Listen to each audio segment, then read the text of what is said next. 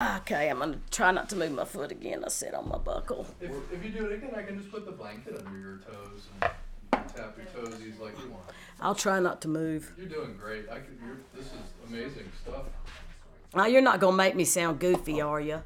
Is that what I mean, not make me. I do a great job of doing that myself. Oh, I don't know if that's what See, she's over here saying that your sisters and brothers had afros. No, they tell stories about. The Black Panthers having those big afro. Yeah, See, yeah, it seemed like there was a newspaper article written up on Mama, but I have not been able to find it. And it was the pictures of two Black Panthers on the front porch with, I think, me, Thomas, and Jan and Mama. Have you looked at the North Carolina? I have, but I don't. Maybe I don't know if I did my search correctly or something. It's been a while. Try to help you with that. Yeah. I'm sure you would have found it better. Well, I don't know if I did or not. I might have used the wrong dates or something. I don't know. We'll work on that. Yeah. Cool. Sukiyaki. Dottie, are you okay with the light creeping on her arms? I was kind of okay with it. Oh yeah, Okay. I don't mind that at all. Just make the rolls not be here. Kind of bring your head back. There you go. Thank you. You're starting to tilt a little. But that's a great laugh. There was one other thing. Black Panther, Prodigals. What else did you say? Can I ask? Go ahead. Yes, The go ahead. sukiyaki one? This is going to change from the civil rights stuff, so go ahead if you want. Well, mine's not going to change. Mine's just going to say, so we understand doing community work through the Prodigals, fostering a better harmony between man and the civil rights. And then if I said Ronaldo House, does that bring up evoke any memories or a story or two you might want to share with us? I love the fact that Mama worked at Ronaldo House. I was real proud of her, but also loved going out there. Ronaldo House is such a neat place, and back then, it's like we kind of had free run of it. We knew there's places we couldn't go and things we couldn't touch, but we would go to the basement where it had the bowling alley and the shooting range and the swimming pool, and we would just run around out there. And anytime they had a festival, we would be out there on the gardens running around, going from artwork stand to artwork stand. It was a great place to grow up, and we were real proud to have Mama working there.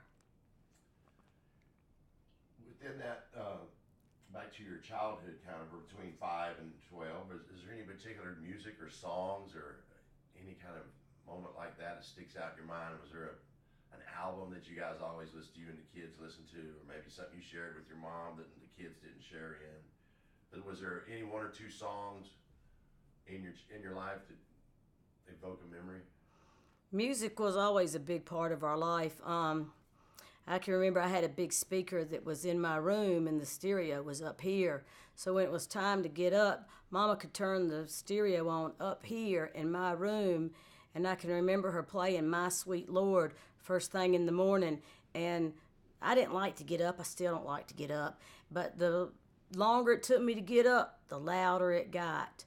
But Mom and Dad, they listened to good music. Bob Dylan, Cat Stevens, Joan Baez.